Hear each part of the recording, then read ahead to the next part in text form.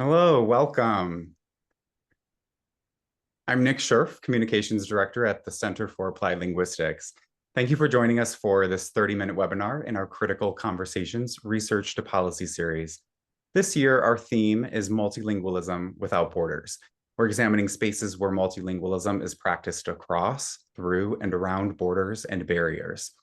Today's webinar is Indigenous Language Reclamation. We will post a recording of today's webinar on cal.org. Before we begin, please mute your microphone to avoid interruptions. Activate closed captioning by pressing the closed caption button at the bottom of your screen. The Center for Applied Linguistics is providing this event as a public service. The views, thoughts, and opinions expressed here belong solely to the presenters and do not necessarily represent the views of the Center for Applied Linguistics. Our panel comprises experts who work at the intersection of research, policy, and practice in language education, access, and equity. Learn more about today's speakers on the webinar's cal.org webpage. We will share the link in just one moment. We encourage you to ask questions via the Q&A box. We'll answer as many as possible at the end of our discussion. Also, click the chat button anytime to share comments. Try it now by letting us know where you're listening from today. I'll now pass the microphone to Cal board member, Andrea Sturzik. Thank you, Nick. I'm Andrea Sturzik. I'm a professor of language and literacies education at the University of Regina in Canada. I'm joined by Dr. Igone Arteagoisia, research scientist at the Center for Applied Linguistics. Today, we're joined by three panelists. We'll speak with Dr. Mary Hermes Wabish-Gemiguan, professor in the Multilingual Education and Teaching Program at the University of Minnesota, Twin Cities. Dr. Mel Hingman, senior lecturer in education and applied linguistics at Queen's University, Belfast. And finally, we'll hear from Tara Jean Yazzie-Mintz, co-founder and principal consultant at First Light Education Project, LLC.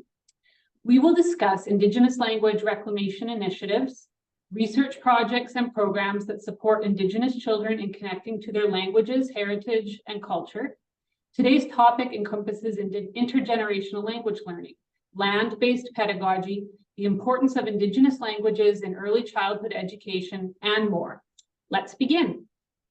So I have the first question, and I would like to hear from our speakers about some of the opportunities, maybe the benefits, some of the good things related to Indigenous languages for Indigenous children. And maybe, Mary, I could start by asking you to talk a little bit. Sure. Thanks, Andrea. Hello, everybody. I can't see, but I see in the chat we're from all over. It's pretty exciting. That was a good trick, Nick. I like that. I'm sitting here near the Lakota Reservation in Hayward, Wisconsin. I just got back from 2 international trips where I was with Mel and some other researchers who do land and language up in Sami country. And then I went to an elders meeting just recently in Winnipeg. So I feel like my 30 years of being in and around revitalization, I dip into the very local. I'm actively working on Ojibwe language with some students, PhD student researchers, and worked a lot to get to this intersection of land, language, and actually trauma and how that stops us. So those are the big items. I feel like my students are kind of where we're at and trying to think about things. And we have a booming movement. I think here on the ground in this community, there's a booming movement of second language speakers just hungry for it and learning. So it's really a good time. It's a good start, I think, huh, Andrea? Yeah, that's perfect. Thanks, Mary. Tara Jean, could you tell us a little bit about yourself and some of the good things that are going on with Indigenous languages and Indigenous children? Sure. I am working with a group of Native educators in early childhood through the Indigenous Early Learning Collaborative, and working directly with those who are interested in and passionate about bringing back Native language and culture into child development. And I'm very excited about this idea of, Mary talked a little bit about really being localized. I think that one of the issues that our community of practices that work with young children directly, they have really great ideas about how to engage in bringing our languages back, starting with the babies, and working directly with families and parents around reintroduction of the language. But also, I think what's really fun to see is the way in which these different communities of practice are thinking about the connection between the language and where the language lives. And so across at least four different communities of practice, we see them thinking about, again, the relationship to land, the relationship to cosmos. In another space, they're talking about healing and wellness. In another space, talking about land as the educator. And then in our final space, we're talking about the ways in which children have in their hands to rebuild traditional ceremonial practice that's connected directly to the language that they'd be using. And so I think it's a really interesting space in which I get to observe and be a teacher and facilitator, and the communities of practice get to document their work as the researchers. And so that's really the space that I love sitting in, and love to share more about that as we're having this conversation. Yeah, I have lots of questions for you. Now we'll go to Mel. Mel, I think you're working in the area of Gaelic, is that right? Yeah, well, so I started actually, I've only really been working with Irish language since I moved to Ireland in 2019. But before that, I worked closely with Mary Hermes, and I was a longtime learner of Ojibwe. And even though I'm not Ojibwe, I'm descended from European settlers. But I worked for many years with Mary Hermes and Ojibwe speakers and learners and families. So I still try to keep my little Ojibwe that I have, but I'm also learning Irish now too, to try to work with families here. And one thing, Tarajine, that you said that really spoke to me was how the kids end up becoming this sort of bridge for the families too, that like parents are reclaiming their language through their relationships with their children. And I feel like that's such a unique and really important thing to note. That's like a feature of language reclamation. And we see it here in Ireland too, that there's a lot of bilingual families or English dominant parents who've lost the language, but they're getting it back through their kids. And it's really cool to see. Yes, absolutely. Great. Sigourney? Yes, yeah. Actually, as a speaker of an indigenous language myself, I can certainly relate to some of the things you've shared. And in particular, what you were saying, Mel, about the children bringing back the language. That was me and my siblings had that opportunity where my parents lost it, even though their parents were, native speakers of Basque in my case. So I very much appreciate your work, and I'm wondering if you could share some specific examples from your work, some key insights. And I'm just, anybody, but I'm thinking maybe we can follow the same order. And Mary, perhaps you can tell us a little bit about the Ojibwe forest walks to explore the role of language in reading the land. Yes, thanks, Sigona. That's perfect because it brings me back to my relationship with Mel. That was wonderful and long lasting. So the forest walks, which was actually an NSF documentation project, was kind of breakthrough. Oh, sorry. Because we documented elders and children who were second language learners walking with point of view cameras. And it broke open a lot of things. I mean, maybe the main thing was that we tried to include land in the way that we transcribed, and more than human beings. And that was Mel's brilliance and her meticulous transcription and inventive transcription skills. But it's kind of putting further into research what we kind of already know in our bodies, that when we're connected to our mother, we sense things, we know things, and they're not always words. And why don't we think of that ever as language? So it really shakes up, the sort of, we have to be in these lanes when we do research, and it really shakes them up because it's intergenerational, and it's about connectedness, and it's about being outside. Many of the things that schools are actually not right now. So I think we have a long way to go, and we've just started to think through what this means and what it could mean and how to keep opening it up there. Wonderful. Thank you, Mary, for sharing that. Tarajan, would you like to share some of your work, perhaps from the First Light Education Project? Sure. Yeah, through the Indigenous Early Learning Collaborative, we're working with, again, practitioners across 4 different communities. One is in Upper Michigan, and so they're working the language of Ojibwe.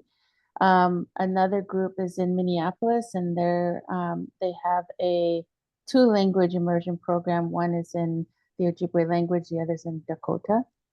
And then we had a partnership with a group in Seattle at Daybreak Star.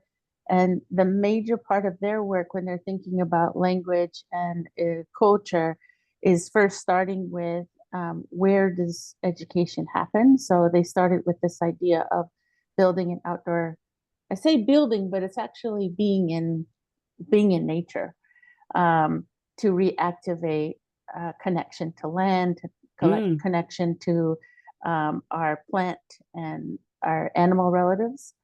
And then with our partners in Hawaii, we're talking with them about they have a teaching force that is multiracial.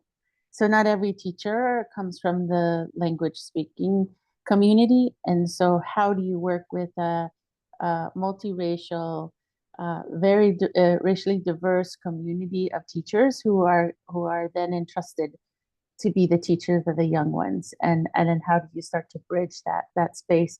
So what we see across these different communities is that this idea of language helping us first go through the process of healing, and then becoming into that space of defining our identities as who we are, at our soul space, and I just love, Mary, you were just talking about this idea of sort of a methodological way of being reintroduced to the language. I think that something similar in our work with the Indigenous Early Learning Collaborative was teaching these communities the process of cycles of inquiry. How do we ask questions? What are our local questions that then lead us to tools and observation methods and ways that we want to document story? And it's somewhat in line with research, but it's still very grounded in Indigenous cycles. So we think about cycles of time, cycles of phases. When can we talk about different aspects of our healing cycles and our traditions? And so what the language piece is bringing back is it's a holistic reclamation of a deep identity in these spaces, and connection that is much longer than, say, if we think about education happens in schools, it's like a 2-year immersion program. When we take this efforts outside the traditional schooling classroom, it becomes a bigger effort that is much more lifelong learning than it is about, say, a 2-year program that's about fluency or about numbers of words. We really take it into more of an interactive space of engagement and connection, that really is a thriving space of inquiry where children get to ask questions and parents get to hear what they're discovering. And educators get to see a much richer experience of young child development from the lens of an Indigenous community, and start to build those frames around how do we do this work together in a collective space of educating and teaching, and just really love seeing that happen. Absolutely. And speaking of connections, I'm wondering if Mel, perhaps you could share your work on the importance, and I know it's more recent work, but since Mary spoke about Ojibwe already, the connections between the home and school learning for language reclamation in the Irish context, and those baking, Yeah, sure.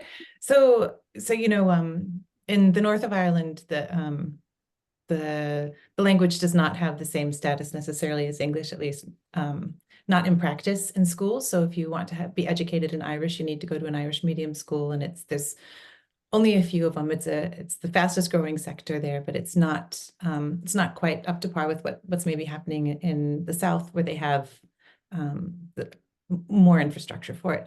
So during the pandemic, there were some translation packets that were sent home because all the children were sent home.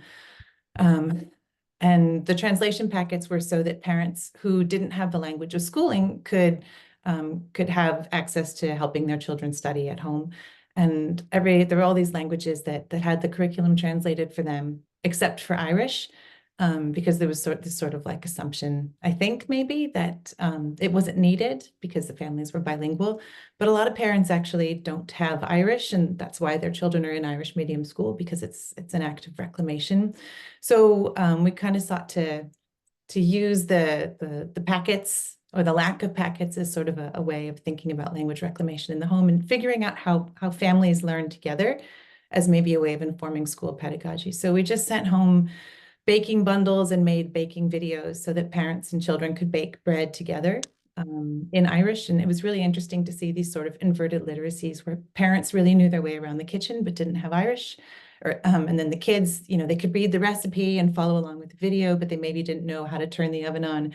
And so they kind of helped each other out and filled each other's gaps, and just kind of learned together and also played together. And I think the bread was terrible on every count, but it's just really interesting to see the sort of flows, these like intergenerational ways of using language and bodies and space and the familiar environment of your home, and food preparation as like its own literacy. It was really an interesting way for me to think about language and family literacy. And also, one thing that we saw that was really interesting was that the parents, they weren't looking to get Irish for their families so they would never use English again. They were really actually like happy to be bilingual, multilingual families. It wasn't about like getting rid of the things that they have. It was just this additive, inclusive, hybrid, like beautiful kind of like new way of imagining bilingual families, but just with full access to this language that they'd been denied for a long time. That's very interesting. Okay, I think we're moving to the last question here. So we're doing well to have time for some questions and answers from the audience. So what we'd like to know now is a bit about what kind of changes that you would like to see going forward, maybe in the area of policy and practitioner changes that we can all aspire to. Could you talk to us a little bit about what you imagine for a different future? I guess we'll start with Mary again. Okay. I think of things when other people are talking and I write them down, but now there's a different question. And I'm glad we'll have time for the audience, because we have a wonderful audience. I just love looking through. I've always been sort of strategic and activist oriented in terms of research, like what can I do that will benefit both the community and push the bigger picture. And it's really hard in language, because if you spend a lot of time in one place, in one language, you're grounded there and have reciprocity to that community. I'm a part of the community here. I'm a mixed heritage person, but I feel very much like I have to keep going. So I'll just say two things quickly about that. One is that, we talk about language as healing and interaging. It certainly is, and everyone talks about that. But then when we, I don't know how to say this, when you meet, those two reality meet, then it's like the parents Mel was talking about, who don't necessarily have Irish. Like, we don't want to rub salt in the wound, right?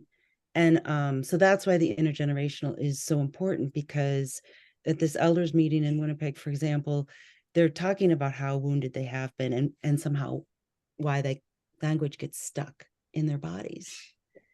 So I think then to go in with an expectation, oh, language is going to heal me, except there's trauma there that we have to recognize, and in our myriad of ways encompass in the way we think about moving forward in reclamation and healing.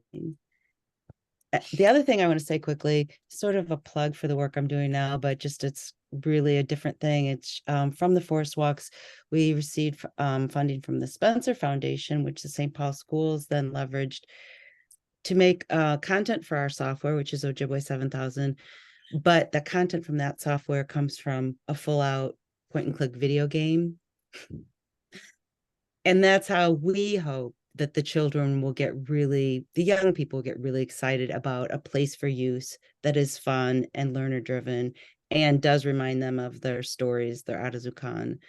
And they'll take it back home to their parents who maybe don't play video games. So it's a big project and a step outside of academic publications into the world of popular cultural media is a huge one. Yes, Great, yes. thank you. Tara Jean? Thank you. I love this idea of in terms of thinking about what changes as communities start to think about wanting to create their own language reclamation process. I encourage communities to think about taking sort of an inventory of what do they have, what are the systems that are in place within their Indigenous community and their Indigenous knowledge systems. What do they have in place to begin with?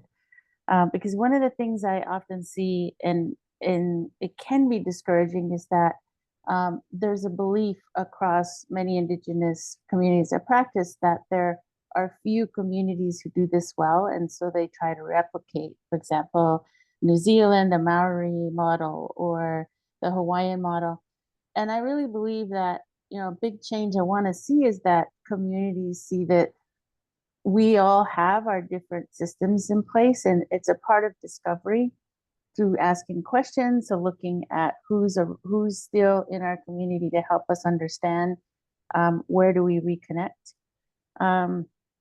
And then when I think about the idea of healing, it's a different kind of conversation that I'm speaking about. It's not a Western medical model healing. It's a healing and reconnection to traditions that have been within our communities long before we lost our languages. And it's a beautiful act to be able to recreate balance and connection to your home knowledge and in your home systems that help you just feel good. And I think that that's a big indicator of thinking about the way we want to think about change. We want to think about, is this working?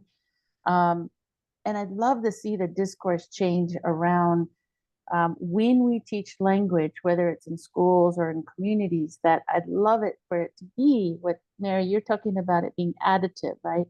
And I think, oh, actually, Mel, you were talking about it in terms of the Irish community, this idea of language being additive.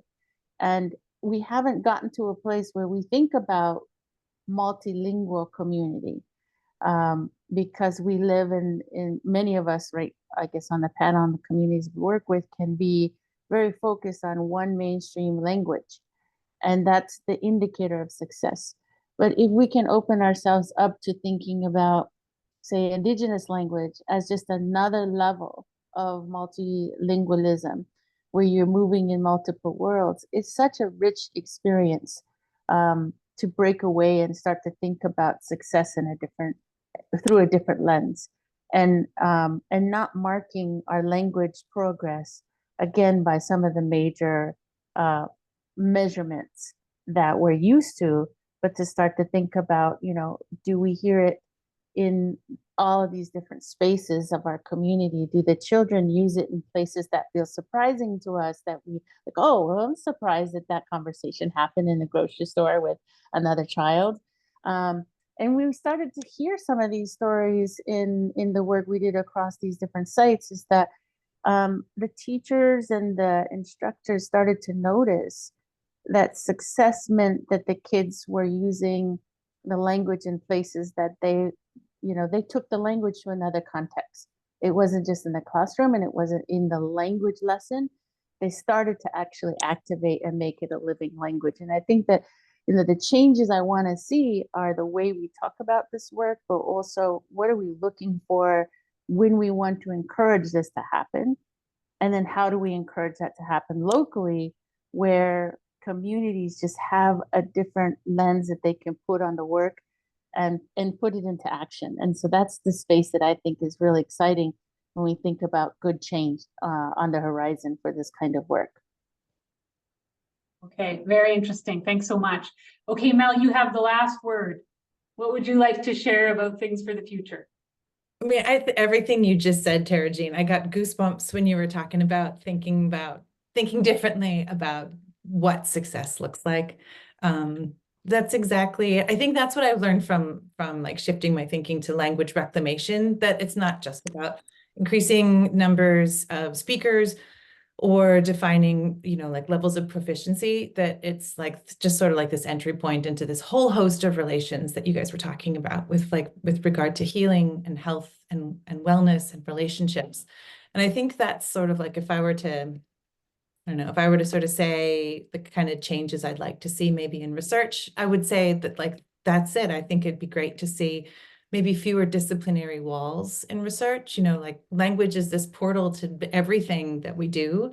So why not language and climate, language and health, language and urban planning, or language and economics?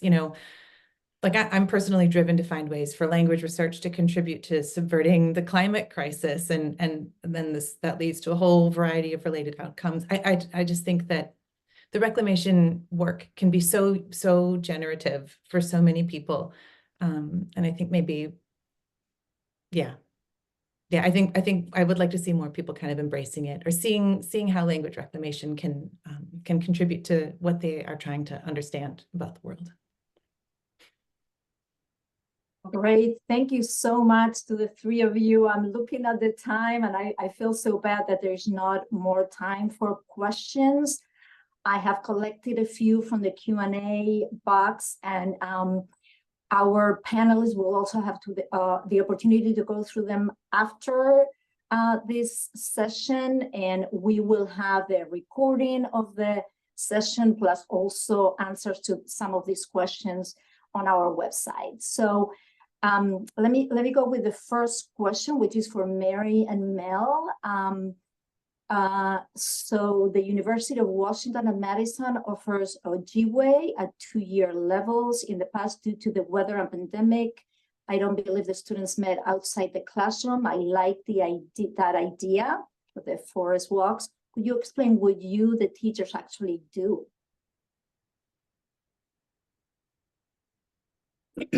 I'm looking at the question too. It says the University of Madison. Most classes don't meet out. Most language classes don't meet outside. So it's not just Madison. And what we do, that's when I said we're at the beginning of trying to figure this out. I do design principles like intergenerational.